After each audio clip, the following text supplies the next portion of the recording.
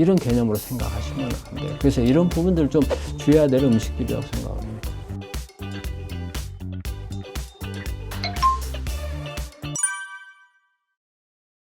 안녕하십니까. 나으람원 원장 문창식입니다.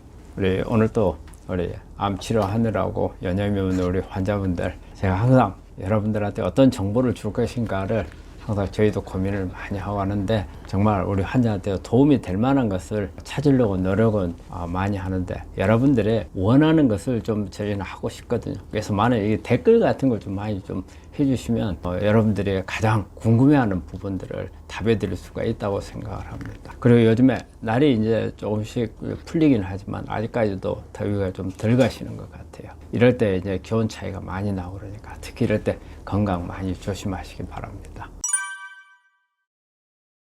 암하고 단백질하고 이런 관계에 있어서는 우리가 이제 암세포도 성장을 하려면 단백질이 필요해요. 그 암세포도 성장을 하기 위해서 단백질을 많이 빼들어 가는 거거든요. 그런데 우리가 암이 걸렸을 경우에 우리 환자들이 뭐 수술하고 항암, 방사선 이렇게 하고 나면은 사람이 체력도 많이 떨어지잖아요.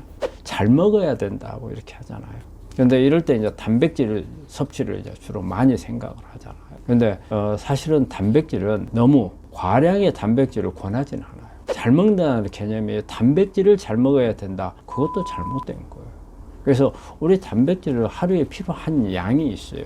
딱 적당한 양이 있어요. 그 양을 벗어나면은 전부 간이나 신장을 통해서 배설해 버려요. 오히려 많이 먹으면 간이나 신장에, 특히 신장에 부담이 많이 가요. 신장을 통해서 배설을 해야 되니까 오히려 많이 먹게 되면 그걸로 해서 만든 에너지를 가지고 다시 먹은 음식을 빼내는데 에너지를 써야 되는 그런 상황이죠. 그래서 우리가 일반적으로 우리 암 환자분들이 단백질을 많이 먹어야 된다, 잘 먹어야 된다는 개념을, 단백질을 많이 먹어야 된다, 이런 개념은 아닌 것 같고, 또 한편으로 암세포가 성장을 하는데 단백질이 필요해요. 이 단백질 중에서 글루타민이라는 성분이 많이 필요하거든요. 근데 요즘에는 뭐 글루타민에 대해서, 우리 글루타민은 되게 우리 근육 기르는 사람들, 이런 사람들이 많이 먹는 아미노산 중에 하나잖아요. 근데 이 글루타민이 장 기능을 좋게 해줘요. 그래서 면역을 올리는데 글루타민이 도움이 되는데, 또 한편으로는 암세포가 성장을 하기 위해서는 글루타민이 또 필요하거든요. 상당히 지금 보면 글루타민이 우리 몸에 좋다 나쁘다고 논쟁이 되어 있는 이런 부분들이 있어서, 단순한 글루타민만의 문제지만 전반적인 단백질에 있어서는 이 단백질이 우리 암하고 이렇게 관련 지어 보자면 성장하는데도 필요하지만, 또 단백질을 우리가 다른 것을 탄수화물이나 지방을 안 먹고 단백질만 먹었을 경우에는 이 단백질을 이용을 해서 포도당을 만들어서 암세포는 또 에너지로 쓸 수도 있어요. 우리 암 환자분들, 특히 이제 항암을 하거나 수술을 하게 되면 다시 세포를 재생하기 위해서 필요한 소스가 되는 게 단백질이기 때문에 공급을 해야 되겠지만, 너무 많은 양은 피하시는 게 좋다고 생각을 합니다. 우리가 일반적인 이제 개념으로 보면 대개 그냥 어떤 체격이라든지 키라든지 이런 거하고 관계없이 보통 말할 때는 한 45g에서 한 50g 정도 이렇게 이야기를 하거든요. 근데 어떤 이제 기준을 맞춰갖고 보자면, 자기 몸무게 있잖아요. 몸무게가 킬로그램이잖아요. 그 킬로그램을 그램으로 바꾸라고 하거든요. 그래서 예를 들어서 50kg다 그러면 50g, 60kg다 그러면 60kg, 이렇게 이제 하는 경우도 있고, 또 어떤 경우에는 자기 체중을 g으로 바꾸고 5g이나 한 10g 정도를 빼는 양으로 하라는 경우도 있고, 그래서 어떤 뚜렷하게 하나로 이렇게 정해진 그런 부분들은 아니지만, 대개 봐서는 자기 체중을 g으로 바꾸고 여기에서 조금 조절, 약간 낮추는 그런 개념으로 생각을 하면 하루에 필요한 양이라고 생각할 수 있습니다. 우리 암 환자한테 맞는 단백질은 저는 가능한 한 식물성을 권해요. 동물성은 특히 이제 우리가 그 소고기, 돼지고기 이런 이제 육식들은 사육을 하기 때문에 여러 가지 성장 호르몬, 그다음에 뭐 철분제, 포화지방산, 항생제 이런 부분에 좀 문제가 많이 있죠. 그래서 가능한 피하는 게 좋겠는데, 되게 그래서 이제 식물성으로 제일 이제 권하는 게 콩이죠.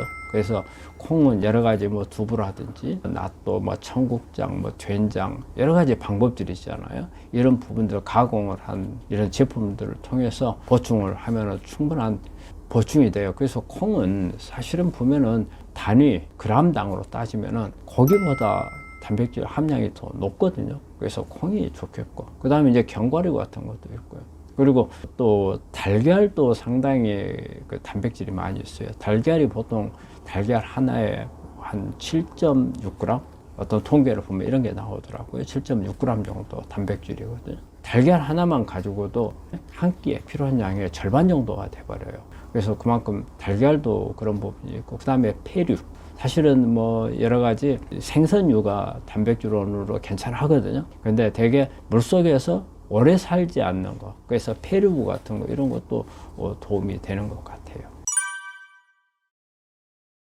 우리 뭐 단백질은 단백질 상태로 있으면은 어쨌든 소화력이 좀 떨어져요. 그래서 우리 암 환자분들은 이렇게 항암을 하고 뭐 수술을 하고 또 여러 가지 치료를 하는 동안에 장 기능이 많이 떨어지죠. 그렇게 되면 소화시킬 수 있는 효소가 부족해질 수 있거든요. 그래서 이런 경우에는 단백질로 먹는 것보다는 아미노산 제제로 먹는 게 좋아요. 그래서 아미노산 제제들이 여러 가지들 나와 있죠.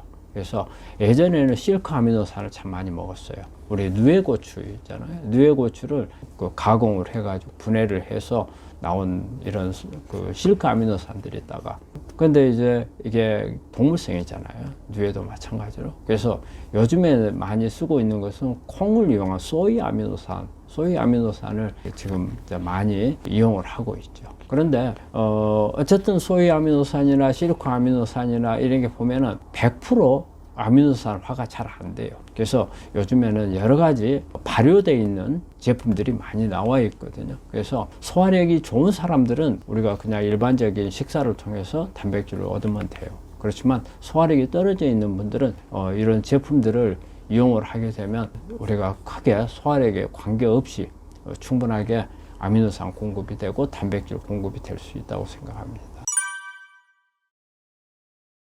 뭐 그거는 크게 나쁘지는 않다고 보는데, 이제 문제는 거기에 어떤 첨가물이 또 들어가느냐, 이게 이제 중요할 것 같아요. 여기에 보면은 여러 가지 첨가물 중에서 단맛을 내는 이런 부분들, 또 여기에서 소금기, 짠맛을 많이 낼 수 있는 부분들, 그 다음에 그 재료를 가공하는 과정에서 들어가는 여러 가지 이런 부분들. 그래서 이거는 단백질 반화 이런 부분들은 가공을 한 거이기 때문에 우리 환자한테는 그렇게 썩 적합하지 않는 거 아닌가.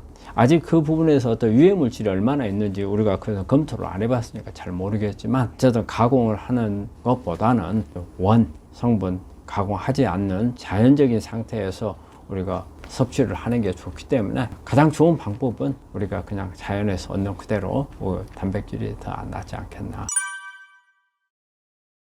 우리가 항암을 하고 있는 동안에 항상 제1번으로 주의해야 되는 것은 날 것을 먹어서는 안 된다는 겁니다. 익힌 음식을 먹어야 되는 거예요. 왜냐하면 우리가 항암을 하는 동안에 우리 백혈구 중에서 호중구가 항암제에 의해서 손상을 많이 받거든요. 그리 되면 호중구가 떨어져서 세균에 대한 방어력이 떨어져 버려요. 그래서 날 것으로 먹었을 경우에 묻어 들어오는 세균을 제거를 못하는 수가 있어요. 예를 들면 감염을 일으켜서 오히려 항암을 하다가 위험해질 수도 있는 상황이 올 수가 있기 때문에 무조건 익힌 것을 먹어야 된다.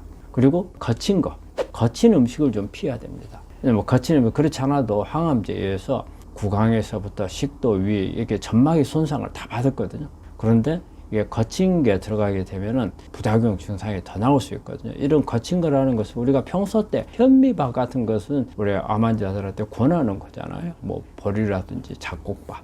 그런데 이런 부분들이 항암을 하고 있는 동안에는 오히려 점막 손상을 줄 수 있기 때문에 피하는 게 좋고, 또 우리가 식이섬유가 많은 음식을 먹으라는데 이럴 때는 식이섬유 당연히 먹어야죠. 그렇지만 아주 부드러운 게 아니고 좀 거친 거, 이런 부분들은 피하시는 게 좋고, 자극성 있는 음식, 짜고 맵고 하는 거, 이런 부분도 좀 피하시는 게 좋고, 그리고 특히 또 기름기 있는 이런 음식들을 조심해야 됩니다. 되게 기름기 있는 것은 소화가 더 안 되고 속이 더 부르게 해주고 위장장애뿐이 아니고 어떤 장애, 설사까지도 유발할 수 있는 이런 부분들에 문제가 있을 수 있고, 그래서 이제 그런 부분들 피하고, 보통 이제 먹는 방법은 우리가 밥을 이렇게 먹을 수 있으면 먹지만 밥을 제대로 먹지 못하는 분들이 많거든요. 이럴 때는 죽 같은 것도 괜찮고요. 우리가 이제 뭐 야채죽이라든지 뭐 전복죽이라든지 뭐 흑임자라든지 여러 가지 좀 환자가 선호할 만한 그런 죽을 좀 만들어서 주는 게 좋고, 근데 이런 부분들도 힘든 사람이 있어요. 특히 이제 미각 손상도 오고 막 오심구토 막 이런 증상들이 나오는 경우에는 미음 같은 거라든지 우리 환자들 보는 경험으로 보면은 누룽지를 우리 환자분들이 참 잘 먹더라고요. 이렇게 항암에서 어떤 오심이나 구토가 많이 나오는 환자들도 미음보다 오히려 누룽지를 상당히 소화도 잘하고 잘 드시는 것 같아요. 그런 부분도 한번 드셔보는 것도 괜찮고, 그래서 거칠고 먹기 힘든 것보다는 조금 더 항상 부드럽고 익히고 이런 부분들이 오히려 나은 것 같습니다. 암하고 탄수화물하고 관계는, 어쨌든 암은 탄수화물, 즉 포도당을 먹고 크는 거잖아요. 암에 일단은 가장 주의하고 조심해야 될 부분이 탄수화물이죠. 근데 우리가 이제 탄수화물도 여러 가지 개념이 있어요. 탄수화물이 우리가 일반적으로 말하는 포도당 있는 반면에 그 외에 이제 과당도 있고 또 여러 가지 있는데, 또 우리가 뭐 올리고당도 있고 다당류 계통으로 있어서 이제 식이섬유가 있고, 그러니까 탄수화물 중에서도 이제 단당류가 문제죠. 단당류, 이당류. 단당류는 우리가 일반적으로 말하는 포도당. 그다음에 이제 이당류는 설탕 이런 부분들이죠. 그래서 우리가 주의해야 될 탄수화물은 그거잖아요. 단당류, 특히 이제 포도당. 포도당은 왜 암하고 사이에서 문제가 되느냐? 우리가 암은 에너지로 쓸 수 있는 게 포도당 뿐이기 때문에 단백질도 먹는다 할 수 있어요. 지방도 이용을 할 수가 있겠지만은 전부 다 하나의 과정을 거쳐서 포도당으로 바뀌어야 되는 거예요. 이게 최종적으로 암은 포도당을 먹고 살고, 또 우리 암세포가 포도당을 먹는 데는 이유가 있어요. 포도당은 어떻게 보면 에너지원으로서는 에너지 비율로 보면 제일 약한 거예요. 그리고 에너지를 만드는 것도 암세포가 만들어지는 과정에서 에너지 효율성이 제일 떨어져요. 에너지 효율성이 한 18분의 1밖에 안 되거든요. 그럼에도 불구하고 암세포가 왜 포도당을 가져가는가? 그게 여러 가지 이유가 좀 있어요. 이 포도당을 이용을 하게 되면 어쨌든 에너지도 만들어요. 대신 효율성이 떨어지기 때문에 많은 포도당을 가져가겠죠. 하지만 그 만드는 포도당을 가지고 에너지를 만드는 중간 과정에서 여기에서 파생돼서 여러 가지 이 암세포를 만드는 데 필요한 물질들을 만들어내는 거예요. 그래서 그게 필요한 거예요. 에너지도 만들지만 파생되는 재료들을 만들어내는 거고, 그리고 또 하나는 여기에서 만들어지는 최종 산물이 젖산이거든요. 이 젖산을 자기 스스로를 보호하는 데 쓰는 거예요. 산성화를 시켜서. 그래서 암세포 주변을 젖산을 통해서 산성화가 되면 우리 면역세포들이 공격을 잘 못하거든요. 그래서 이런 여러 가지 조건에서 가장 암세포가 성장하기에 유리한 부분이 포도당을 이용한 대사거든요. 암세포는 포도당을 좋아하고, 즉 포도당은 탄수화물 중에 하나잖아요. 그래서 암세포는 탄수화물하고 관계는 암세포를 성장하는데 가장 중요한 부분이 되는 거고, 근데 오히려 또 탄수화물 중에서는 우리가 식이섬유 같은 거, 다당류는 암을 억제하는 기능을 가지고 있어요. 이게 다당류는 우리 몸에 있는 효소에 의해서는 소화가 안 돼요. 하지만 우리 장 안에 있는 미생물들은 이 탄수화물을 가지고 분해를 해요. 분해를 해서 오히려 여러 가지 암을 억제하는 물질들을 만들어내요. 특히 뭐 뷰티릭산이라든지 프로피오네이트라든지 이런 지방산들을 만들어내고, 이거는 암세포를 억제하는 유전자를, 특히 H닭 유전자라든지 이렇게 악성으로 가는 유전자들을 억제해버리는 그런 성분들을 만들기도 하고, 또 식이섬유가 장 안에 있는 발암물질들 같은 경우를 빨리 끄집어내버리거든요. 그리고 식이섬유가 또 장 안에 있는 좋은 미생물들을 밥이 되거든요. 오히려 나쁜 미생물들을 몰아내고 좋은 미생물들을 만드는 밥이 돼서 이걸로 인해서 장이 좋아지고 또 면역이 좋아지게끔 하는. 그래서 탄수화물은 어떤 탄수화물이냐에 따라서 다르다고 생각을 합니다. 탄수화물들 중에서는 암 환자가 필요한 탄수화물을 이렇게 생각해 봐야 돼요. 식이섬유가 많은 게 좋다.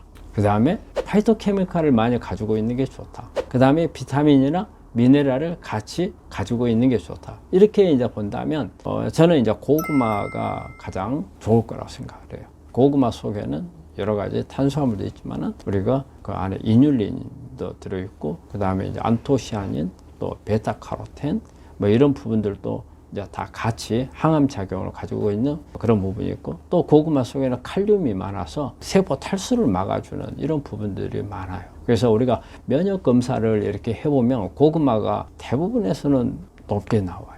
탄수화물을 하는 부분에서는 고구마를 제일 추천을 많이 하고 그 외에 이제 여러 가지 우리 이제 채소라 이런 다 그거죠. 그래서 비트라든지 토마토라든지 그리고 또 여러 가지 우리 일반적으로 십자화과 식물들에 포함되어 있는 부분들 여기 이런 부분들은 다 탄수화물이 있으면서 여기에 여러 가지 항암 작용을 하는 성분들을 다 같이 가지고 있고 또 미네랄도 있고 이래서 그 야채 종류는 대부분 다 좋은 것 같고 또 탄수화물 우리 과일들도 어떻게 보면 탄수화물이에요. 그래서 과일들도 마찬가지로 가지고 있는데 과일들은 과즙을 좀 피해야 되고 되게 껍질이 많은 이런 부분들을 껍질 속에 좋은 성분들이 많이 있거든요. 껍질을 많이 먹는 방법들을 이용한 식품들이 우리 암에 도움을 주는 그런 식품이라고 생각을 합니다. 우리 환자분들이 제일 좋아하는 방법은 군고구마잖아요. 아마 드라마나 이런 데 보면은 고구마, 군고구마 먹으면 침이 꿀떡꿀떡 하니까. 그런데 사실 이제 고구마는 어떻게 해서 먹느냐에 따라서 당 지수가 높냐 낮냐를 알 수가 있어요. 근데 가장 당 지수가 높은 것은 구운 거, 그 다음에 찐 거, 그리고 생으로 먹는 게 당 지수가 가장 낮아요. 그래서 가능한 한 먹을 수 있으면 생으로 먹는 게 좋고, 그렇게 되면 그 안에 이제 식이섬유가 그 흡수되는 시간을 이렇게 천천히 슬로우하게 만들어줘요. 그래서 순간적으로 올라가는 혈당을 막아주는 그런 효과가 있거든요. 그런데 이제 찌거나 구워버리면은 순간적인 혈당이 올라가서 당 지수가 확 올라가죠. 그래서 고구마는 가능한 한 생으로 먹는 게 좋고, 그리고 또 껍질을 버리지 말고 이렇게 같이 먹는 게 좋고, 또 고구마는 사실은 어떤 밥을 먹을 때 먹는 것보다는 되게 간식으로 먹거든요. 간식으로 먹는데 고구마는 또 몸에 좋다 해가지고 막 간식으로 먹을 때 너무 많이 먹는 거, 그거는 그렇게 바람직하지 못해요. 왜냐하면 많이 먹게 되면 어쨌든 탄수화물이 많이 들어오게 되는 거고, 그리고 또 당이 높아지게 되면 암을 성장시키는 데 역할을 하거든요. 그래서 조금만 먹는 게 좋고, 제가 고구마를 권한다면 개수로 따지면은 큰 사이즈 같으면 절반, 아니면 요즘에 아주 조그마한 것들 있잖아요. 조그마한 것은 1개에서 2개, 그 정도 섭취하는 게 좋을 거라고 봅니다. 우리 이제 암하고 지방의 관계는, 우리가 암은 지방을 에너지로 쓰지 않는다, 이렇게 보고 있잖아요. 그래서 요즘에 이제 이거하고 관련된 게 이제 식단이 나온 게 케톤식이잖아요. 그래서 우리 몸에 이제 그 에너지를 만드는 시스템을 한번 봐야 돼요. 우리 몸에서 에너지를 만드는 시스템은 세포 내에 미토콘드리아에서 만드는 에너지 시스템이 있고요. 우리나라 따지면 어떻게 보면 저거는 원자력 발전소 정도 생각해요. 그리고 이제 세포질에서 만드는 에너지 시설이 있어요. 이거는 어떻게 보면 뭐 화력 발전소 정도 된다 생각을 하고. 그래서 우리 몸에는 이 두 가지 엔진을 가지고 있어요. 근데 암세포는 이 미토콘드리아를 이용한 에너지 시스템이 고장이 나 있어요. 그래서 많이 안 써. 그리고 대부분 다 세포질에서 포도당을 이용한 이 에너지를 사용을 하거든요. 그래서 우리 이제 지방을 많이 먹게 되면 사실은 우리가 미토콘드리아를 이용한 과정으로 들어가게끔 돼 있어요. 그런데 방금도 이야기했지만 우리가 암세포는 미토콘드리아 기능이 많이 약해져 있기 때문에 지방을 잘 이용을 하지를 못해요. 그런데 포도당은 뭐 당연히 그대로 이용을 하겠지만 단백질도 사실은 포도당으로 바꿔서 에너지원에 쓸 수가 있어요. 우리가 3대 영양소 중에서 탄수화물하고 단백질은 암세포가 충분히 갖다 쓸 수가 있지만 지방은 못 갖다 쓰는 거죠. 그런데 우리가 이제 케톤식일 때 이제 지방을 많이 먹어라 이렇게 하고 있잖아요. 지방을 많이 먹으면 암세포가 굶는다. 그런데 이때 뭐냐면 탄수화물이 줄어들어야 돼요. 그리고 탄수화물 공급이 안 된 상태에서 지방을 줘야 암세포가 굶는 거지. 탄수화물도 먹으면서 지방을 많이 주면 결과적으로는 에너지원만 몽땅 주는 꼴밖에 안 돼요. 그래서 우리가 케톤식이 때 케톤식이 어려운 이유가 있어요. 케톤식이 어려운 이유가 탄수화물을 끊지 못해요. 우리 한국 사람들 고기를 먹고 뭐 다른 특별히 요리를 먹지만 마지막에 가면은 꼭 밥을 먹잖아요. 그래서 우리 고기배 따로 있고 밥배 따로 있다고 말을 하잖아요. 그만큼 어느 끼니를 먹어서 아무리 다른 걸 많이 먹더라도 밥을 안 먹으면 뭔가 허전한 그런 부분들이 있잖아요. 그래서 밥을 먹게 되면 고기를 많이 먹고 밥을 먹게 되면 암세포는 아무 영향을 안 받아요. 그러면 어떻게 해야 되느냐? 탄수화물을 줄여야 돼요. 근데 우리가 제대로 케톤식 효과를 내려면 탄수화물을 거의 줄여야 돼요. 그래서 보통 15% 이하 정도를 이렇게 줄여야, 그래서 우리가 쉽게 말해서 포도당을 이용한 엔진을 꺼버려야 한다. 엔진을 꺼야 이게 지방만, 미토콘드리아 대사만 살려놓으면 우리 사람은 미토콘드리아를 통해서 에너지를 얻기 때문에 정상세포는 제 기능을 하는 거고, 암세포는 암세포가 이용해야 포도당을 이용한 세포질에서 만드는 에너지 시스템을 꺼버렸기 때문에 암세포는 굶는 이런 개념이 되죠. 그래서 우리가 이제 케톤식이 그래서 나온 거거든요. 그래서 이제 암하고 이렇게 지방하고 관계에서는 이제 그런 부분들을 하는데 사실 이게 엄청 어려워요.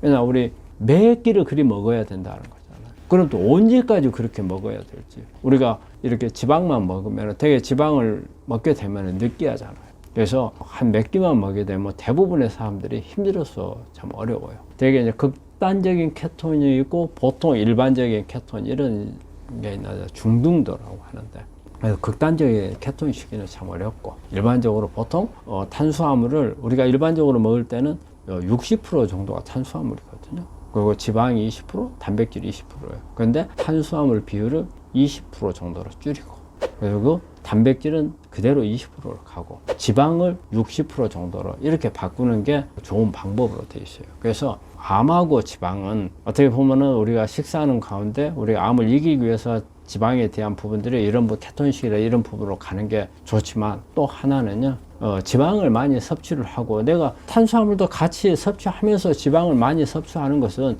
오히려 암을 도와주는 꼴이 될 수도 있어요. 그래서 정말 지방을 이용한 어떤 부분들을 하려고 한다면은 탄수화물을 얼마만큼 줄일 수 있는가를 자기 먼저 테스트를 해보고 난 후에 이런 것을 시도를 해야 합니다. 가장 좋은 것은 일단 오메가3죠. 오메가3. 우리가 오메가3가 있고 오메가6가 있거든요. 그래서 우리가 식용유라든지 이런 데 들어있는 것은 대부분 오메가6예요. 그래서 오메가6는 사실은 우리가 약간의 염증성을 유발하는 그런 성향이 있어요. 우리가 세포막을 이렇게 구성하는 게, 우리 세포막 구성하는 게 다른 게 아니에요. 오메가6나 오메가3나 그 다음에 콜레스테롤, 이 세 가지를 가지고 세포막을 만드는 거예요. 우리가 이게 담벼락을 쌓을 때 어때요? 우리 시멘트를 할 때 콘크리트를 하잖아요. 그 콘크리트가 모래하고 시멘트하고 안에 보면 뭐 자갈 같은 거 이런 게 같이 넣잖아요. 그렇듯이 마찬가지로 우리 세포막도 오메가6, 그 다음에 오메가3, 그리고 이 안에 자갈 역할을 하는 콜레스테롤, 이게 들어가서 만드는 거거든요. 그런데 오메가6가 많은 세포는 염증이 많이 생겨요. 그래서 오히려 우리 세포 기능이 떨어지고 여러 가지 만성, 대사성 질환들을 유발시키는 그런 원인이 되거든요. 그러면 이게 오메가3가 많아야 돼요. 그 오메가3는 염증을 억제하고 암을 예방할 수 있는 그런 거기 때문에.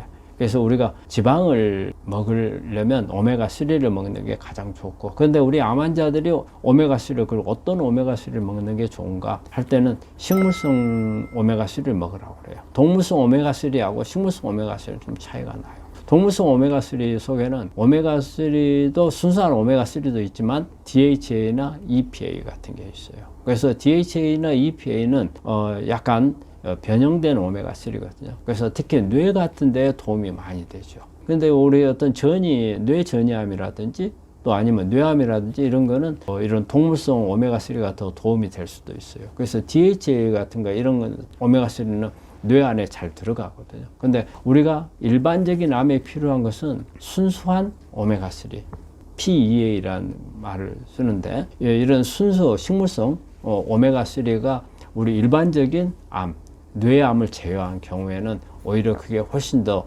도움이 될 수 있거든요. 그래서 그 DHA나 EP는 세포막을 구성하는 데는 크게 도움이 안 돼요. 근데 우리가 특히 오메가3를 많이 쓰는 것은 세포막 구성, 세포막에 염증을 없애야 되거든요. 그래서 그 염증을 없애면은 이게 그 세포막에서 이게 그 암세포로 정상 세포에 있는 세포막에서 암세포로 바뀌는 것을 좀 막아줄 수가 있고, 그 다음에 오메가3는 여러 가지 암을 억제하는 기능들을 같이 가지고 있거든요. 그래서 어쨌든 우리가 지방을 사용하는 경우에 있어서는 오메가3가 많은 것을 하는 게 좋다. 우리가 일반적으로 가장 많이 쓰는 것은 들깨나 그리고 아마씨에서 추출한 오메가3를 많이 사용을 하고, 또 요즘에는 보면 햄프시드 그것도 많이 있고, 또 우리가 레시틴이라는 것도 사실은 오메가3입니다. 그래서 특히 달걀 같은 데 많은 게 있고, 또 카디올리핀이라는 성분도 이렇게 있거든요. 카디올리핀도 그 오메가3거든요. 예, 그래서 지방은 오메가3를 하는 게 좋다. 근데 올리브 오일 같은 경우도 우리 환자들이 이야기를 많이 하는데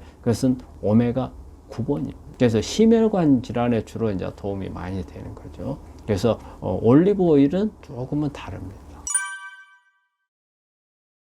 암 환자뿐이 아니고 모든 사람들이 자기 건강을 유지하기 위해서는 물을 많이 마시는 게 좋죠. 그래서 그럼 물을 얼마만큼 마시는 게 좋은가? 일반적으로 그냥 1.5에서 2리터다가 이렇게 여러 매체들을 보면은 많이 나오잖아요. 근데 여기에는 약간 우리가 알아야 될 부분이 있어요. 그러면 물을, 자, 우리가 밥을 먹고 나서 물 한 컵 마셔요. 그리고 또 우리 밥 먹을 때 국을 또 먹잖아요. 여러 가지 반찬 속에 들어있는 국물들도 물이 많이 들어있을 거고, 또 우리 밥 속에 먹게 되면은 수분이 있잖아요. 이런 부분들이 있는데, 그러면 물을 다 이런 부분을 합쳐가지고 1.5에서 2리터냐? 그 1.5에서 2리터라는 기준이 있어야 돼요. 근데 1.5에서 2리터 기준은요, 물만 마신 걸 말해요. 물만. 그러면 우리가 밥을 먹을 때 국을 먹잖아요. 그 속에 있는 국은 우리가 먹는 그 음식, 국 속에 있는 건더기, 이런 부분들을 소화하기 위해서 필요한 물이에요. 그렇기 때문에 거기에는 해당되지는 않아요. 그리고 또 하나, 그러면은 그냥 우리가 밥 먹고 나서 컵으로 물 한 잔을 마셨다. 이거는 어떠냐? 이거는 1.5에서 포함되냐? 저는 그것도 포함이 안 된다. 왜냐하면 그 물은 밥을 먹고 나서 우리가 갈증이 올 거 아니에요. 그래서 그걸 해결하기 위해서 먹는 물일 뿐이거든. 그래서 그것도 해당은 안 되고, 우리가 식사라든지 어떤 간식이라든지 이게 하지 않는 상태에서 마시는 물, 이게 순수한 물이 되는 거죠. 우리가 그런 것을 제외하고 그냥 우리가 빈속에 먹을 때 1.5에서 한 2리터 정도의 물을 마시는 게 필요하다. 수분이 부족하게 되면 우리 몸의 전체 물 중에 중요한 거는요, 세포 안에 있는 물이에요. 세포 바깥에 있는 물은 의미가 별로 없어요. 우리 혈액에 있는 물 있잖아요. 혈액에 물이 부족하면 그냥 물만 마시면 돼요. 그러면 갈증 바로 해소가 돼요. 그런데 문제는 세포 안에 물이 많이 있느냐 적게 있느냐. 그래서 우리가 세포 탈수 이렇게 이야기를 하거든요. 근데 우리 환자들이 대부분 다 뭐냐면 이 물을 많이 마셔야 된다. 그럼 그건 알아. 그런데 우리가 검사를 해가지고 당신은 세포 탈수가 되어 있습니다. 이런 이야기를 하면 무슨 소리 하느냐. 나는 한 번도 갈증도 안 느끼고, 그리고 평소 때 물도 많이 마시는데 나는 그게 아니다. 근데 이 세포 안에 탈수를 우리가 검사할 수 있는 방법이 있어요. 측정을 해보면 나오거든요. 근데 세포 안에 탈수는 갈증이 없어요. 갈증을 느끼지도 않아요. 근데 세포 안에 물이 부족하게 되면 우리 집안에 물이 없는 거하고 똑같아요. 우리가 물이 안 나고 단수가 되면 어때요? 설거지도 안 되잖아요. 청소도 안 되잖아요. 화장실에 어떤 대변이나 소변 보고 나서 내릴 수 있는 물이 없잖아요. 그럼 뭐 집안이 오염이 될 거 아니에요. 그럼 여러 가지 병이 생길 수 있듯이 마찬가지로 세포도 똑같아요. 세포 안에 우리가 산화물들이 많이 만들어 있잖아요. 특히 암세포는 산화물을 엄청 많이 만들어요. 그럼 이런 부분들을 제거를 해줘야 되는데 물이 없으면 안 되죠. 우리가 뭐 항산화제 이야기 많이 하잖아요. 항산화제가 그런 역할을 한다고. 그렇죠. 항산화제도 세포 안에 물이 없는 상태에서는 제 기능을 잘 발휘를 못해요. 그래서 물을 세포 안에 물을 충분히 공급을 해줘야 또 정상 세포가 암세포로 넘어가는 것을 막아줄 수도 있고, 이 산화물이 핵 안에서 유전자로 손상을 시켜가지고 변이 된 유전자가 암을 유발할 수 있는 이런 부분들을 막아줄 수가 있거든요. 그래서 우리 말이 그래요. 물만 잘 먹어도 암을 치료할 수 있다. 이런 말을 하거든요. 그래서 물이 아주 중요해요. 근데 물을 그럼 어떻게 먹어야 되느냐? 물만 마시면은요, 우리 그냥 혈액에 들어왔다가 소변으로 나가요. 아무 의미가 없어요. 그럼 1.5리터 내지 2리터 물을 마시라고 했는데 그게 혈액을 거쳐서 그냥 소변으로 나가면 결과적으로 물만 마시면 소변만 많이 보는 꼴이 되잖아요. 세포 안에는 근데 그 물이 들어가지를 못해요. 물은 세포 안에 혼자 단독으로는 못 들어가요. 만약에 세포 안에 물이 단독으로 들어가면 이 세포가 팽창을 해갖고 터져버려요. 그래서 안 되는 거거든요. 그러면 어떻게 해야 되느냐. 물을 마시되 우리가 칼륨이라는 미네랄이 세포 안에 들어갈 때 물을 끌고 들어가요. 우리 세포는 세포 안에 나트륨은 바깥으로 막 밀어내요. 그리고 칼륨을 끌어들여요. 그래서 거기에 에너지를 엄청 많이 쓰거든요. 그래서 이렇게 칼륨이 많은 것을 먹으면 우리 세포는 칼륨을 끌어들여요. 안으로 들어갈 때 물이 따라서 들어가요. 그래서 세포 탈수를 막으려면 일단은 칼륨이 많은 음식을 같이 먹어야 된다. 그래서 칼륨은 우리가 보통 이제 또 알칼리성 미네랄 하거든요. 그러게 되면 바깥에 산성화도 막아주거든요. 그래서 그 물을 잘 마시고 칼륨하고 같이 해서 잘 마시면은 산성화도 막아주고 세포 탈수도 막아서 암세포를 억제해 줄 수도 있고 정상세포 암으로 넘어가는 것을 막아줄 수도 있습니다.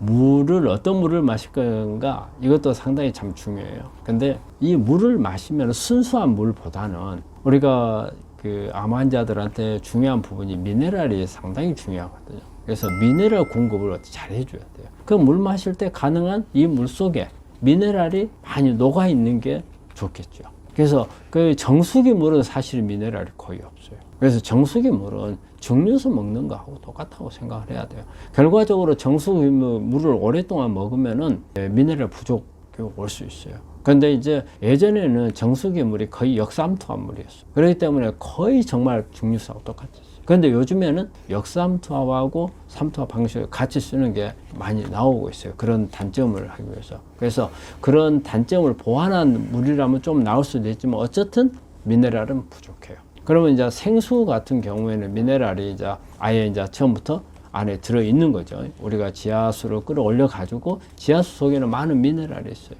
그래서 여기에는 이제 미네랄이 함유되어 있기 때문에 괜찮다고 볼 수는 있죠. 하지만 생수도 마찬가지로 아주 미량의 미네랄밖에 없어요. 그래서 저는 권하는 게 어떻게 보면은 우리가 인공으로 미네랄 워터를 만들 수가 있어요. 저는 이제 찬물이라 차가 아니고 차는 농도가 진한 거고 찬물. 그래서 녹차. 우리가 녹차를 그냥 우리가 잔에다가 마시면 그냥 녹차지만 녹차를 한 1리터 물에다가 타가지고 내가 일상생활에 운동하러 가거나 바깥에 산책을 가거나 하면서 물 마실 때 그렇게 녹차물을 마시는 것도 좋고요. 그 다음에 연잎차 같은 것도 좋고 그리고 비타민 나무를 가지고 만든 비타민 나무 차 이런 부분들도 좋고 그래서 여러 가지 그 외에도 많은 기호식품들이 있잖아요. 그런 부분들을 넣어 가지고 만든 찻물을 하면은 그게 훨씬 더 미네랄이 많이 있고 그 안에는 또 비타민도 많이 들어가 있잖아요. 그렇게 마시는 게 좋을 것 같아요. 이제 면역력은 일단은 우리가 그 항산화제를 이용한 면역력이 있을 수가 있고요. 그리고 어떤 다당체를 이용한 면역을 높이는 방법이 있고 또 하나는 우리가 장 기능을 개선해서 할 수 있는 이제 이런 방법들이 있죠. 그래서 항산화제는 여러 가지 이제 우리 비타민 C라든지 비타민 A 이런 부분들 비타민 C 같은 귤 같은 걸 하든지 여러 가지 과일들에 많이 들어있고 그 다음에 이제 비타민 A 같은 경우는 많은 게 당근에 많이 들어있잖아요. 그 다음에 토마토 속에 있는 라이코펜도 이제 비타민 A 계통이고 그 다음에 오이 속에도 비타민 A가 많이 들어있거든요. 그래서 이제 그런 부분들이 많이 쓴 이런 부분들이 주로 채식 속에 들어있는 부분들이 이제 면역을 높일 수 있는 성분들이 많이 있고 이제 직접적으로 면역을 높여주는 어떤 이제 이건 다당체들이죠. 제 다당체들이 많은 것은 우리가 해조류의 다당체가 많아요. 그래서 미역이라든지 다시마 이런 데 보면 끈적끈적한 부분들 후코이드 안에 거기에 많이 들어있죠. 그리고 또 이제 버섯 종류에서 지금 버섯 종류는 거의 대부분 다당체가 다 있기 때문에 그래서 이제 도움이 되고 특히 요즘에 많은 AHCC 같은 경우도 다당체인데 되게 이제 버섯 종류에서 나오는 게 있고 그리고 이제 또 우리 겨우사리가 우리 이제 우리 한방에서도 사용을 하고 또 양방에서도 이 겨우사리를 가지고 가공을 해서 약으로 주사제로 만들어 가지고 사용을 하기도 하고 이런 부분들이 전부 다 면역을 높일 수 있는. 그리고 우리가 식이섬유가 많은 음식들은 다 면역을 높일 수가 있어요. 식이섬유가 많게 되면 일단 장 기능을 개선을 해서 면역을 아주 많이 높이죠. 그래서 이런 부분들이 면역을 높이는 음식이라고 할 수 있습니다. 암 환자는 몇 번의 식사가 적당한가? 그건 사실은 답은 별로 없어요. 근데 이건 생각을 해야 돼요. 식사를 암 환자는 소식을 해야 된다. 소식을. 그 다음에 한꺼번에 많이 먹어서는 안 된다. 그러니까 우리가 일반적으로 이제 세 끼를 식사를 하잖아요. 근데 요즘에 많이 이제 알려진 식사법 중에 하나가 암 환자에 도움이 되는 식사법이 간헐적 단식이잖아요. 이 간헐적 단식은 2끼 먹는 방법이에요. 2끼를 먹고 그 다음 끼를 먹을 때까지 한 16시간 정도로 굶는, 이게 이제 간헐적 단식인데, 3끼를 먹게 되면 간헐적 단식이 안 되죠. 그래서 2번을 먹는 방법이고, 또 어떤 분들은 우리 환자분들 중에서 자기는 한 끼밖에 안 먹는다. 그래서 한 끼밖에 안 먹는 경우는 저는 그렇게 바람직하지 못하다고 봐요. 한 끼를 가지고 하루를 때워야 하잖아요. 그러면 그날 먹는 양이 많아야 되거든요. 그러면 결과적으로는 순간적으로 혈당이 많이 올라갈 수가 있어요. 한 끼를 양을 너무 많이 먹는 것보다는 2끼로 나눈 게 나아요. 그리고 한 끼는 안 먹는 게. 그래서 말이 그러잖아요. 우리가 그 아침을 먹을 때는 정승같이 먹고, 점심은 적당히 먹고, 저녁은 거지같이 먹어라, 이런 말이 있거든요. 그게 오래전에 과학자가 내놓은 그 주장이에요. 그냥 우리가 사회에서 떠도는 말 중에서 나오는, 뭐 아침은 정승처럼 먹고 점심은 적당히 먹고 저녁은 거지처럼 먹으라는 말이 그런 의미가 아니고요. 사실은 여기에는 근거가 있는 부분이에요. 그런데 이제 요즘에 실생활에서는 그럼 어떻느냐. 우리가 아침은 일어나면은 입맛도 없고 입안도 쓰고 막 이래서 아침은 잘 못 먹잖아요. 근데 이론적으로 따지면 아침을 가장 많이 먹는 게 맞아요. 왜냐하면 우리가 사람이 오전에 일을 가장 액티브하게 하거든요. 오후가 되면 피곤하잖아요. 그래서 오전에 액티브하기 때문에 액티브하게 일을 할 때 필요한 에너지가 들어와야 되니까 아침을 제일 많이 먹는 것은 맞아요. 근데 실제적으로 일상생활에서는 아침은 잘 많이 못 먹잖아요. 특히 젊은 사람들도 그렇고. 그래서 점심을 결과적으로는 많이 먹어야 되는데 우리 어떻게 먹어요? 저녁을 제일 많이 먹어버리죠. 점심을 적당하게 떼어버리고, 말 그대로 적당하게요. 근데 저녁을 많이 먹어버려요. 그래서 방법을 바꿔야 되는 거죠. 그리고 우리가 이제 횟수를 따졌을 때 보통 3번을 일상적으로 먹는 건데 우리가 횟수를 늘리면 간식을 한 번 더 먹어요. 그래서 우리 암 환자들은 간식은 안 하는 게 좋습니다. 그리고 정말 내가 암을 치료하는데 뭔가 내 식사 방법이 암에 도움이 돼야 되겠다 생각한다면 간헐적 단식을 하시는 게 좋을 것 같아요. 그래서 저녁을 한번 줄여보세요. 저녁을 줄이는데 아예 굶으려면 너무 힘들어요. 처음에 적응이 안 돼요. 일단은 줄이는 것부터 해봐야 되거든요. 근데 줄이는 것은 할 수가 있어요. 단지 뭐냐면 처음에 쉽지 않아요. 줄이면은 예전에는 저녁 먹고 간식 먹고 했단 말이에요. 저녁에 잠들 때쯤 되면 출출해야 하니까 먹었단 말이에요. 그런데 그것도 간식도 먹지 말고 저녁도 먹지 말고 그러면 힘들잖아요. 그래서 저녁을 처음에 줄이고 양을 줄여보고 그 다음에는요 방법을 바꾸세요. 밥을 먹는 것보다는 어떤 죽이라든지 간단한 거 유동식으로 내 위를 아주 편하게, 위가 편해야 잠을 잘 자잖아요. 그래서 그런 유동식으로 바꿔주는 거예요. 그래서 이제 그런 방법으로 하다가 나중에 내가 다 적응이 잘 되면 그때는 아예 끊어볼 수도 있는 거. 그때는 진짜 이제 간헐적 단식에 들어갈 수 있어요. 식사라는 것은 저는 마지막에는 3번보다는 2번이 좋겠다. 그렇게 생각을 합니다. 저녁에 이제 어느 때에 먹느냐, 이제 이런 부분도 있어요. 그래서 사실 이제 고구마나 이런 부분들은 우리가 이제 저희 병원에서 이제 우리 환자들한테 고구마를 간식으로 주거든요. 그거는 식사가 한 5시쯤 들어가니까 우리가 저녁에 잘 때까지 되면 배가 고파서 못 자는 사람들이 있어요. 그래서 이제 이럴 때는 그 중에서 이제 간식으로서 다른 암에 그래서 영향을 적게 주고 하는 것으로 이제 고구마를 선택해서 사실 이제 주는 경우가 있는데, 이것도 대개는 이제 우리가 9시 넘어서는 이제 먹지 못하게 하거든요. 왜냐하면 잠잘 때 우리 몸 전체가 쉬어야 하죠. 그런데 쉬지를 못하게 하는 역할을 하는 게 간식이거든요. 간식을 먹는 경우는 저는 우리가 보통은 이렇게 9시를 기준으로 돼 있는데 사람마다 잠자는 시간이 조금씩 차이가 나기 때문에 저는 8시에서 9시 사이가 좋겠다. 예를 들어서 지금 이제 고구마나 이런 것은 칼로리가 있는 거잖아요. 칼로리가 없는, 아까 말한 뭐 녹차라든지. 그래서 녹차 같은 경우는 저녁에 늦게 먹는 것은 안 좋죠. 왜냐하면 각성제 역할을 해버리니까 오히려 잠을 못 자게 방해하는 역할을 하니까. 그래서 녹차나 이런 부분은 안 되지만 홍삼이라든지 이런 부분들을 먹을 수는 있겠지만 이것도 마찬가지로 우리가 먹어서 위나 장을 일을 시켜야 하잖아요. 그렇기 때문에 그런 부분들은 한 8시 정도, 한 8시 반이나 이 정도에서 하는 게 가장 좋아요. 그래서 어떤 간식이든지 뭘 먹든지 간에 9시를 넘기는 것은 좋지 않은 걸로 봐요. 그래서 우리가 이런 부분들 그 일주기라는 시스템이 있거든요. 우리 몸 안에 일주기 시스템에서도 보면은 일주기를 교란하는 것들이 간식이거든요. 그런 부분들은 가능 안 하는 게 좋은데 하는 경우에는 8시 정도에서 좋고 절대 9시는 넘기지 마라. 근데 삶는 거 하고 튀기는 거 하고 굽는 거 하고는 일단 삶는 게 가장 최고죠.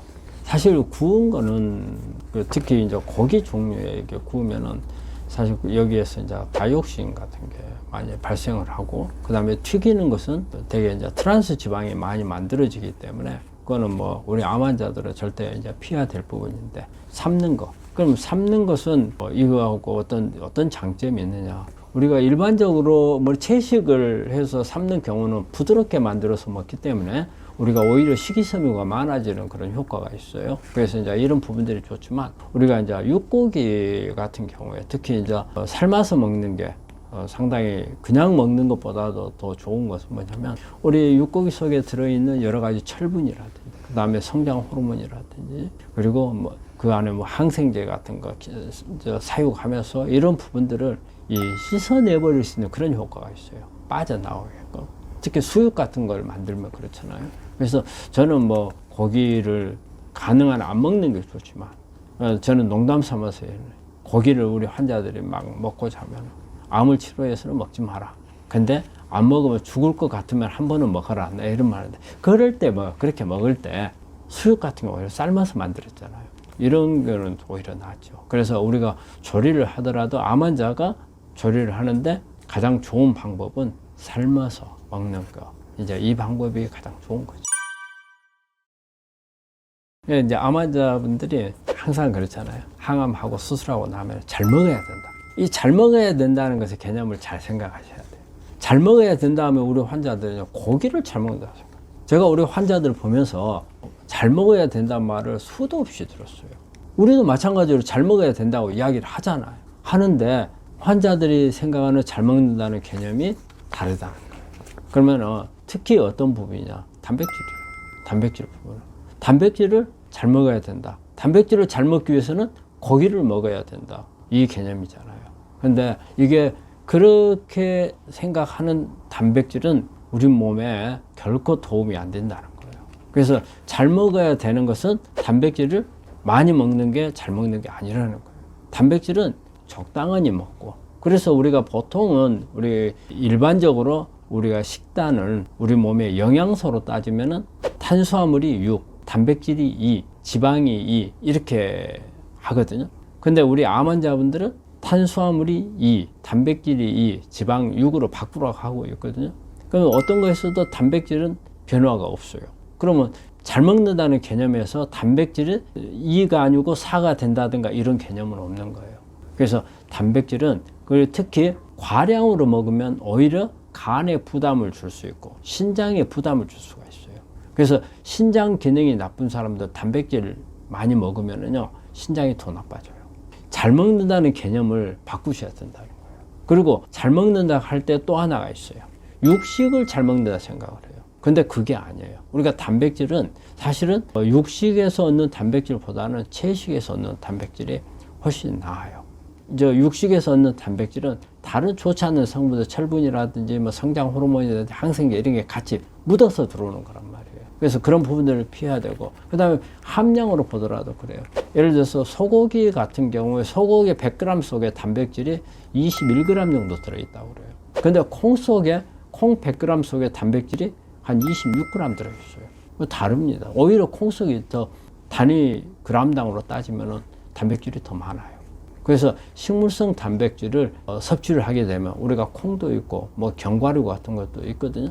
그럼 우리가 그 안에 있는 단백질도 섭취를 하지만 그 식물이 가지고 있는 여러 가지, 콩 속에도 보면 제니스테인이라든지 뭐 여러 가지 플라보노이드가 많이 들어있거든요. 그래서 이런 부분들도 같이 이게 항암 작용, 항산화 작용을 가지고 있어요. 그런 부분들을 같이 얻을 수가 있고, 견과류 속에도 뭐 오메가3라든지 그리고 뭐 셀레늄이라든지 그 외에 이제 비타민들 이런 부분들을 같이 얻을 수가 있어요. 그래서 잘 먹는다는 개념을 조금 피하셔야 되고, 우리 암환자분들이 또 하나 항산화제를 많이 쓰는 경우가 있거든요. 그런데 우리가 항암을 할 때나 방사선을 할 때도 이게 항암이나 항암제가 방사선이 직접 암세포를 죽이는 거 아니에요. 산화물을 만들어서 죽이는 거예요. 그런데 항산화제가 너무 들어가게 되면 오히려 효과가 떨어질 수가 있어요. 그래서 그런 부분들도 주의를 해야 되고, 그리고 또 항산화제를 너무 많이 쓰면은요, 우리 정상세포, 우리 면역세포는 정상세포예요. 정상세포는 면역세포가 암세포를 죽이려면 산화물이 있어요. 산화물을 가지고 암세포를 죽여요. 그런데 너무 항산화제를 많이 쓰게 되면 우리 면역세포에 산화물이 별로 없어져 버려요. 그래서 항산화제는 너무 많이 쓰는 것은 피해야 됩니다. 저는 우리 환자분들이 이렇게 이제 초진을 하거나 하면은 기능식품 어떤 것을 먹고 있는가 이런 부분들을 물어봐요. 대개 보면 우리 암 환자분들이 엄청 많은 기능식품을 가지고 있어요. 내가 뭐 이게 여러 가지 언론 매체에서 좋다고 하는 거 구입을 할 수도 있고, 뭐 옆에서 암 걸렸다 하니까 막 갖다 주는 것들이 많아요. 막 이게 좋다더라, 누가 이거 먹고 좋아졌다더라 막 갖다 주거든요. 그 많아지면 이걸 갖다가 다 먹게 되면 힘들고 오히려 효과보다는 오히려 안 좋을 가능성도 많이 있거든요. 그래서 이 속에 대부분 그런데 가지고 온 거 보면 항산화제예요. 그래서 저는 전부 가지고 오라. 그래가지고 먹어야 될 건 먹으면 안 될 것을 좀 분류를 해주거든요. 그래서 여러분들이 가지고 있는, 아마 이 방송 보고 계신 분들도 아마 많이 가지고 있을 거예요. 암 환자분들 대부분 다 가지고 있어요. 그리고 아마 여러분들 가지고 있는 거 보세요. 대부분 다 써진 거 보면 항산화 작용 써졌을 거예요. 너무 많이 먹는 것은 그렇게 좋은 게 아니거든요. 그래서 이제 그런 부분들도 항산화제 문제도 또 있고요. 또 하나는 우리 암 환자들이 소식하라고 해요. 소식. 그런데 우리 환자들이 소식을 어떤 개념으로 생각을 하냐면요, 여러 가지를 먹는데 조금씩 먹는다 이렇게 생각하는 분들이 있어요. 우리가 말하는 소식은 전체적인 걸 말하는 거예요. 전체적인 거. 그래서 전체적인 칼로리도 줄이고 양도 줄이는 거란 말이에요. 그런데 우리 환자분들이 나 전에 내가 사과 1개 먹었는데 이제 반 개 먹어. 뭐 참외도 내가 1개 먹었는데 한 3분의 1 먹어. 그 다음에 밥도 1공기 먹었는데 3분의 2공기 먹어. 그런데 우리 평소에 먹던 음식 중에서 한 3분의 2로 줄였다 그러면 소식이 돼요. 근데 우리 환자분들은 여러 가지를 다 먹어야 돼. 뭐 밥도 먹어야 되고, 밥은 이렇게 줄인다고 그래요. 그 다음에 이제 잘 먹어야 된다 해가지고 고기도 평소에 먹었던 고기보다는 조금 줄여요. 다른 반찬도 줄여요. 근데 과일도 줄여요. 근데 실제적으로 우리 환자분들이 먹고 있는 걸 보면은 저 그런 생각을 해요. 야, 저거 너무 많이 먹는데? 근데 환자는 적게 먹는다는 거예요. 그 개념이 뭐냐면 각각을 적게 먹는다는 뜻이에요. 근데 그건 아니거든요. 각각을 적지만은 나중에는 이게 모아놓으면은 양이 너무 많아요. 근데 환자들은 그날 이것도 먹어야 되고 저것도 먹어야 되고 이거 다 따지면서 먹는 거예요. 이거는 항산화제 성분이 많으니까 먹어야 되고, 이건 단백질이 많으니까 먹어야 되고, 이건 식이섬유가 많으니까 먹어야 되고, 막 이렇게 따진단 말이에요. 이거 파이토카메갈이 많으니까 많이 먹어야 되고. 그렇지만 내가 소식하라 그러면 이것도 줄이고 저것도 줄이고 하지만 그날 한 끼로 합쳐놓으면 양이 많아요. 그래서 우리 환자분들이 소식에 대한 개념을 잘 못 알고 계신 분들이 많아요. 그래서 이런 부분들을 특히 이제 주의를 해야 되는 사항이 아닌가 생각을 합니다. 우리가 이제 오메가3는 우리가 세포막을 구성하는데 아주 중요한 요소거든요. 그리고 오메가3로 해서 세포막 구성이 되면은 염증을 억제하고 암을 예방하는 그런 기능을 가지고 있고, 오메가3는 우리가 응고를 좀 억제하는 이런 기능을 가지고 있어요. 응고를. 그래서 우리가 사실은 암은 저산소 지역에서 암세포가 많이 발생을 하거든요. 그래서 혈액에 오메가3 이런 부분들이 많으면 항응고 효과가 있어서 암을 저산소 지역을 막아가지고 암 치료하는데 도움이 될 수도 있고요. 그리고 또 하나는 오메가3가 변이된 유전자를 조절해주는 이런 기능도 있어요. 그래서 오메가3는 여러 가지 암을 치료하는 데 있어서 도움이 되는 이런 기능을 가지고 있습니다. 항산화 식품이 우리 암 환자한테 좋은 거는, 우리 사실 암세포는 많은 산화물을 만들죠. 암세포 자체가 산화물을 많이 만들고, 우리가 항암을 하면은, 방사선을 하면은 산화물이 몽땅 많이 나오죠. 암 환자들이 또 산화물이 많은 이유 중에 하나가 이 스트레스를 많이 받아요. 스트레스가 다른 어떤 것보다도 산화물을 많이 만들어내거든요. 그렇기 때문에 가능한 한 이런 부분들을 제거하기 위해서는 항산화제를 써야 되죠. 그래서 항산화제는 우리가 이제 그 안에서 산화물을 제거하는 역할도 하지만은 또 이게 암을 억제하는 힘을 가지고 있고, 또 유전자 변이를 조절해주는 이런 기능도 가지고 있기 때문에, 그래서 항산화제가 우리 암 치료하는 데는 아주 중요하죠. 대개 항산화물은 제일 많은 것은요, 일단은 식물성으로 봐야 돼요. 식물성에. 그래서 우리 뭐 비타민 C라든지, 그 다음에 비타민 A라든지, 그 다음에 비타민 B, 그 다음에 비타민 E, 이런 부분들이 이제 강력한 이제 항산화제 역할을 하고, 또 그 위에 보면은 뭐 글루타치온이라든지, 그리고 또 알파리보기산, 이런 부분들이 많이 있는데, 이런 게 많이 들어있는 이제 식품들은 보면은, 우리 귤 같은 데는 여러 가지 파이토케미칼도 많지만 비타민 C 같은 거 많이 들어있을 거고, 그 다음에 사과라든지 이런 과일들에는 대부분 다 그런 항산화제를 많이 가지고 있죠. 또 많이 알려진 뭐 강화, 커큐민이라든지, 그 다음에 녹차, EGCG 이런 성분 또 많이 이제 가지고 있고, 그리고 이제 마늘이라든지 여기에도 보면 알리신이라는 강력한 항산화 성분이 있고, 그리고 배추, 그 다음에 뭐 무, 부추, 이런 십자가 식물들도 황이 많이 들어있어요. 그래서 설포라판이라는 성분이 많이 있거든요. 이런 성분들도 항산화제 역할을 하거든요. 그래서 우리가 이제 여러 가지 1단계, 2단계, 3단계 항산화 과정이 있지만, 이 1단계, 2단계를 대부분에 가지고 있는 항산화제들은 이런 식물성, 방금 이야기한 이런 부분들에 가지고 있는 게 많거든요. 그래서 일단 항산화제는 우리가 식물성, 특히 야채, 또 과일 속에 많이 들어있습니다. 제일 1번이 설탕이죠. 뭐 설탕은 어쨌든 이당류잖아요. 그래서 우리 몸 안에 들어가면 장내 나쁜 미생물들에 의해서 포도당하고 그 과당하고 이게 둘로 이제 쪼개지는 거예요. 그래서 이제 이 부분이 한마디로 미생물들 밥이 되는 거예요. 그리고 또 이제 당을 올리기 때문에 암 성장하는 데 도움이 돼버리는 거고, 가장 안 좋은 게 설탕이라고 그러죠. 설탕.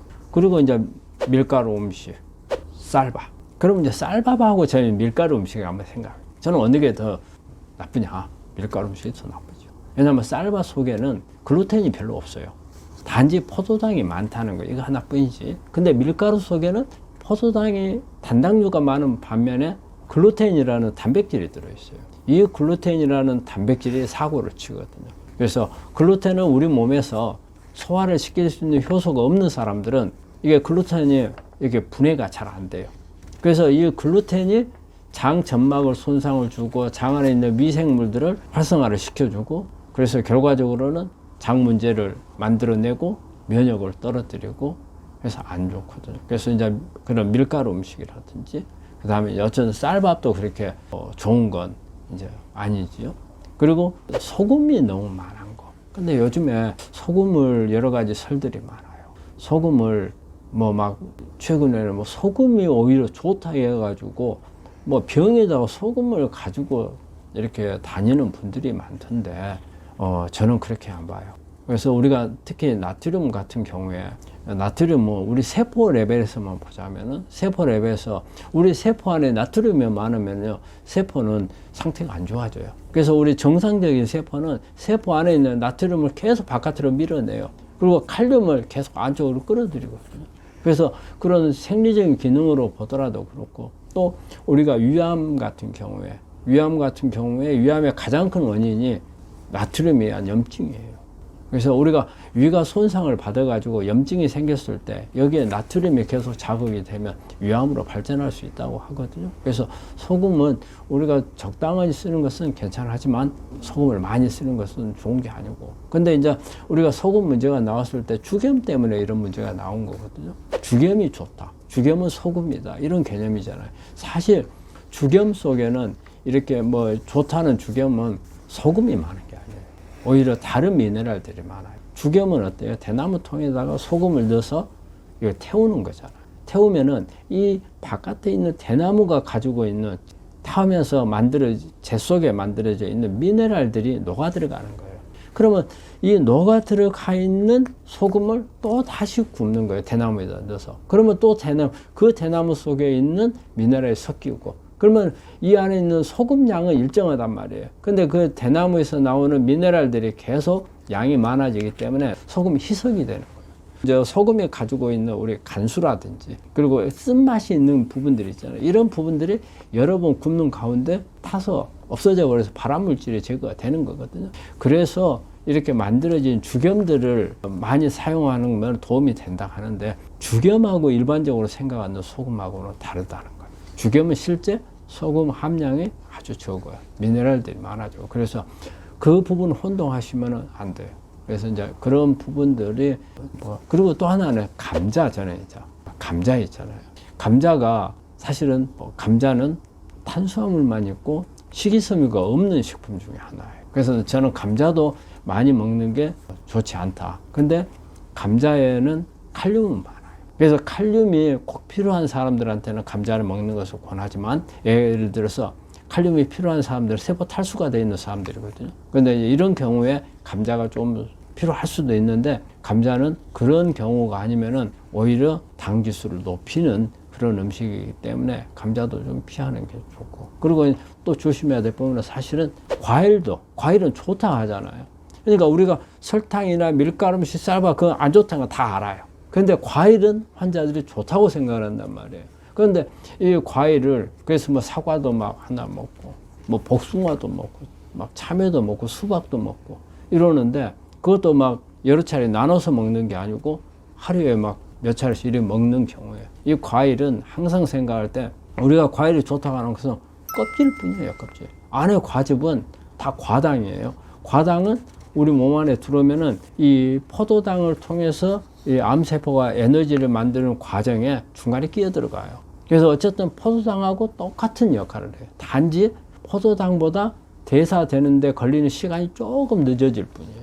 그래서 과일에 있는 과즙은 그렇게 좋은 게 아닙니다. 근데 무턱대고 과일은 좋아, 이런 개념으로 생각하시면 안 돼요. 그래서 이런 부분들을 좀 주의해야 될 음식들이라고 생각을 해요. 첫 번째로 램 검사에 대해서 어떻게 하는가를 물어보셨네요. 이제 우리 램 검사는 어떤 음식이 내 거 면역을 높이는가 하는 것을 이제 검사하는 방법이거든요.